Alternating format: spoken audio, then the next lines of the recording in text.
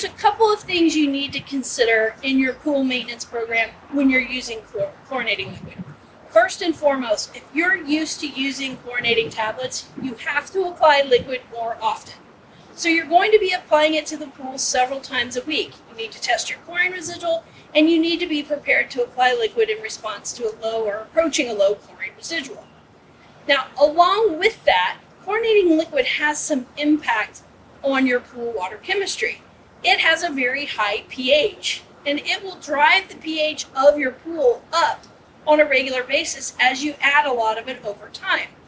So you want to make sure that you're testing for pH and you're prepared to use something like our BioGuard Low and Slow to bring the pH down on a regular basis. You might be adding Low and Slow weekly or even twice a week, depending on how much chlorinating liquid you need.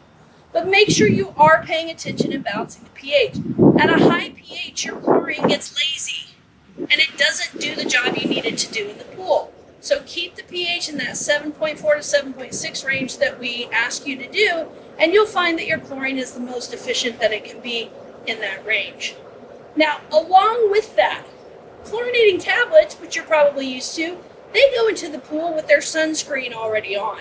They are stabilized products. They have cyanuric acid in them, and that protects them from being broken down by the heat of the sun or the UV rays of the sun.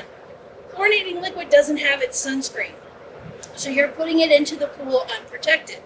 If you don't have cyanuric acid or stabilizer already in your water, you'll find that your chlorinating liquid gets used up very quickly and you waste a lot of it because it gets broken down by the sun. So test your stabilizer level, make sure that you have a minimum of 30 to 40 parts per million in the pool.